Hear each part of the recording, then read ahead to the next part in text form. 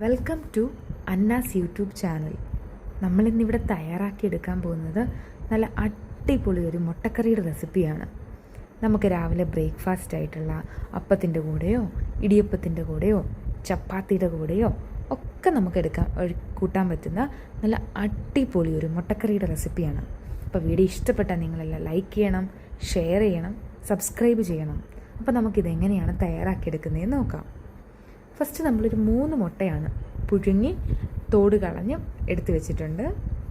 അതിനുശേഷം നമുക്ക് വേണ്ടത് 2 മീഡിയം സൈസ് സവോള അരിഞ്ഞെടുത്തിട്ടുണ്ട്, ഒരു തക്കാളി ചെറുതായിട്ട് കട്ട് ചെയ്തെടുത്തിട്ടുണ്ട്, ഒരു 2 ഉരുളക്കിഴങ്ങ് പുഴുങ്ങി നമുക്ക് അരിഞ്ഞെടുക്കണം. അതിനുശേഷം 1 സ്പൂൺ ഇഞ്ചി പേസ്റ്റ് വേണം, 1 സ്പൂൺ വെളുത്തുള്ളി പേസ്റ്റ് വേണം, ആവശ്യത്തിന് കറിവേപ്പില വേണം, ഒരു 3 പച്ചമുളക് നമ്മൾ നെടുവേ കീറിയും വേണം. അപ്പോൾ ഇത്ര ഇൻഗ്രീഡിയൻസ് നമ്മൾ ഫസ്റ്റ് തന്നെ ഒന്ന് സെറ്റ് ചെയ്ത് വെക്കണം. അതിനുശേഷം നമ്മളൊരു പാൻ വെച്ചിട്ടുണ്ട്. എണ്ണയൊന്ന് ചൂടായി കഴിയുമ്പോൾ നമ്മൾ കടുകിട്ട് കൊടുക്കണം. അപ്പോൾ നമ്മൾ കടുകിട്ട് കൊടുത്തിട്ടുണ്ട്. അപ്പോൾ കടുകൊക്കെ നന്നായിട്ട് പൊട്ടി വരട്ടെ. കടുക് നന്നായിട്ട് പൊട്ടി വന്നിട്ടുണ്ട്. അതിനുശേഷം നമ്മൾ 2 മീഡിയം സൈസ് സവോള തീരെ പൊടിയായിട്ടല്ല നമ്മൾ അരിഞ്ഞിരിക്കുന്നത്, ഒരു മീഡിയം ലെവലിൽ നമ്മൾ അരിഞ്ഞെടുത്തിട്ടുണ്ട്. അത് ജസ്റ്റ് ഒന്ന് വഴഞ്ഞ് കഴിയുമ്പം, ഒത്തിരി അങ്ങ് വഴറ്റണ്ട, അതിന് മുമ്പ് തന്നെ നമുക്ക് അതിലേക്ക് ഒരു തക്കാളി കട്ട് ചെയ്ത് വെച്ചത് നമ്മൾ ഇട്ട് കൊടുക്കുകയാണ്. അപ്പോൾ നമ്മുടെ സവോള നമ്മൾ ജസ്റ്റ് ഒന്ന് ഇളക്കി കൊടുത്തു. അതിനുശേഷം നമ്മൾ ഒരു സവോള നമ്മൾ കട്ട് ചെയ്ത് വെച്ചിട്ടുണ്ട്, അതും കൂടെ നമ്മൾ ഇതിലേക്ക് ഇട്ട് കൊടുക്കുന്നുണ്ട്. അപ്പോൾ നന്നായിട്ട് ഇതൊന്ന് വഴഞ്ഞ് വരണം. അതിനുശേഷം നമ്മൾ ഒരു 3 പച്ചമുളക്, ഒത്തിരി ചെറുതായിട്ടൊന്നും അരിഞ്ഞിട്ടില്ല, നടുവേ കീറി ഇട്ടാൽ മതി പച്ചമുളക്. അപ്പോൾ നമ്മുടെ സവോളയും തക്കാളിയും പച്ചമുളകും ഒക്കെ നന്നായിട്ട് നമ്മളൊന്ന് ഇളക്കി കൊടുത്തുകൊണ്ടിരിക്കുകയാണ്. അപ്പം നമ്മുടെ സവോളയും തക്കാളിയും പച്ചമുളകും ഒക്കെ ഏകദേശം ഒന്ന് ജസ്റ്റ് ഒന്ന് വഴഞ്ഞു വന്നിട്ടുണ്ട്. അതിനുശേഷം നമ്മൾ 2 ഉരുളക്കിഴങ്ങ് പുഴുങ്ങി അരിഞ്ഞു വെച്ചിട്ട് ഉരുളക്കിഴങ്ങ് കൂടെ നമ്മൾ അതിലേക്ക് ചേർത്ത് കൊടുക്കുന്നുണ്ട്. ഈ ഉരുളക്കിഴങ്ങ് ഇട്ട് കഴിയുമ്പോൾ കറിക്കൊരു പ്രത്യേക ടേസ്റ്റാണ്. അപ്പോൾ നന്നായിട്ട് വെന്ത ഉരുളക്കിഴങ്ങാണ് നമ്മൾ അരിഞ്ഞ് അതിലേക്ക് ഇട്ട് കൊടുത്തിട്ടുണ്ട്. അതിനുശേഷം നമ്മൾ 1 സ്പൂൺ ഇഞ്ചി പേസ്റ്റ് ആഡ് ചെയ്തു, 1 സ്പൂൺ വെളുത്തുള്ളി പേസ്റ്റ് നമ്മൾ ഇട്ട് കൊടുത്തിട്ടുണ്ട്. അപ്പോൾ നമ്മൾ ഇതിലേക്ക് നന്നായിട്ടൊന്ന് മിക്സ് ചെയ്ത് കൊടുക്കണം. നമ്മുടെ ഇഞ്ചിയും വെളുത്തുള്ളിയൊക്കെ നമ്മുടെ ഈ സവോളയും തക്കാളിയും പച്ചമുളകും ഉരുളക്കിഴങ്ങും എല്ലാം കൂടി ഇട്ട് ഇതിനകത്തിട്ട് മിക്സ് ചെയ്യുന്നുണ്ട്. നമ്മൾ ഒരു 2 തണ്ട് കറിവേപ്പിലയും കൂടി നമ്മൾ ഇട്ട് കൊടുത്തിട്ടുണ്ട്.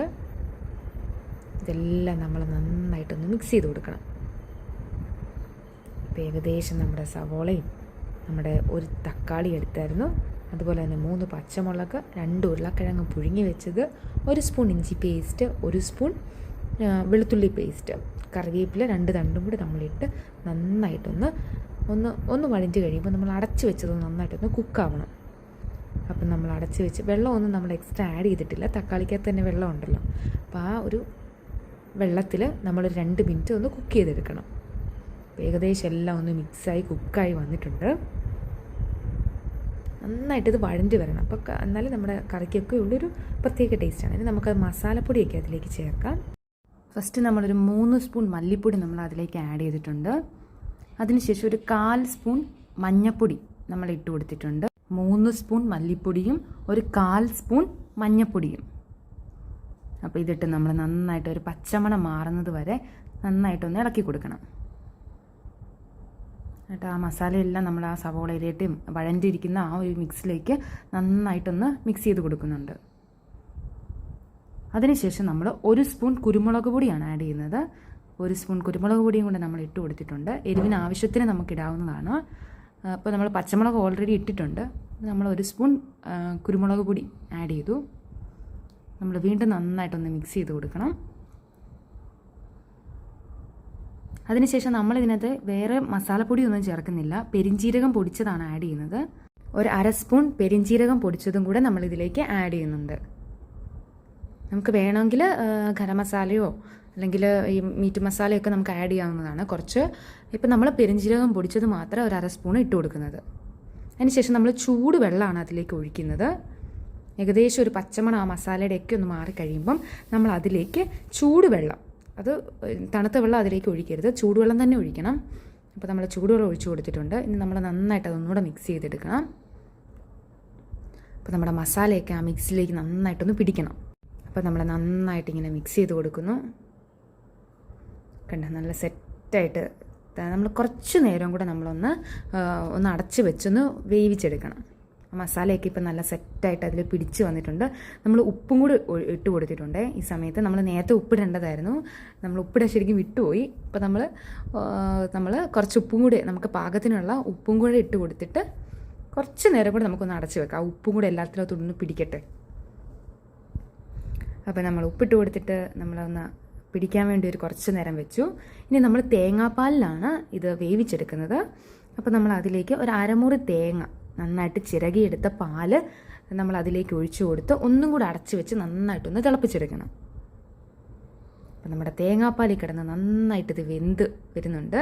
അതിനുശേഷം നമ്മളൊരു ഏലക്ക ചതച്ചതുകൂടി നമ്മൾ അതിലേക്ക് ആഡ് ചെയ്തിട്ടുണ്ട്. ഒരു നല്ലൊരു ഫ്ലേവർ കിട്ടും ഏലക്ക ചതച്ചതും കൂടെ ആഡ് ചെയ്യുമ്പം.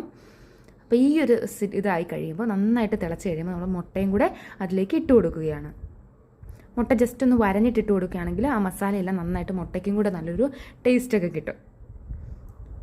നമ്മുടെ ചാറൊക്കെ നന്നായിട്ട് തിളയ്ക്കുന്നുണ്ട്. ആ തേങ്ങാപ്പാലിൽ കിടന്ന് ഒന്നും കൂടി ഇത് നന്നായിട്ടൊന്ന് തിളച്ച് വരണം.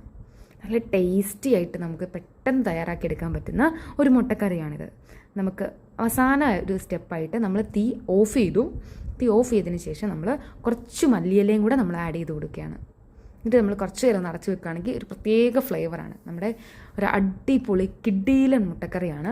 നമുക്ക് ചപ്പാത്തിയുടെ കൂടെയോ ഇടിയപ്പത്തിൻ്റെ കൂടെയോ അപ്പത്തിൻ്റെ കൂടെയോ ഒക്കെ നമുക്ക് സെർവ് ചെയ്യാൻ പറ്റുന്ന, വളരെ പെട്ടെന്ന് തയ്യാറാക്കിയെടുക്കാൻ പറ്റുന്ന ഒരു സിമ്പിളായിട്ടുള്ള മുട്ടക്കറിയുടെ റെസിപ്പിയാണ്. നിങ്ങളെല്ലാവരും തയ്യാറാക്കി നോക്കുമെന്ന് വിചാരിക്കുന്നു. ഒരു പ്രത്യേക ടേസ്റ്റാണ് ഈ മുട്ടക്കറിയുടെ റെസിപ്പിക്ക്. അപ്പോൾ വീഡിയോ ഇഷ്ടപ്പെട്ടാൽ നിങ്ങളെല്ലാം ലൈക്ക് ചെയ്യണം, ഷെയർ ചെയ്യണം, സബ്സ്ക്രൈബ് ചെയ്യണം. Thanks for watching Anna's YouTube channel.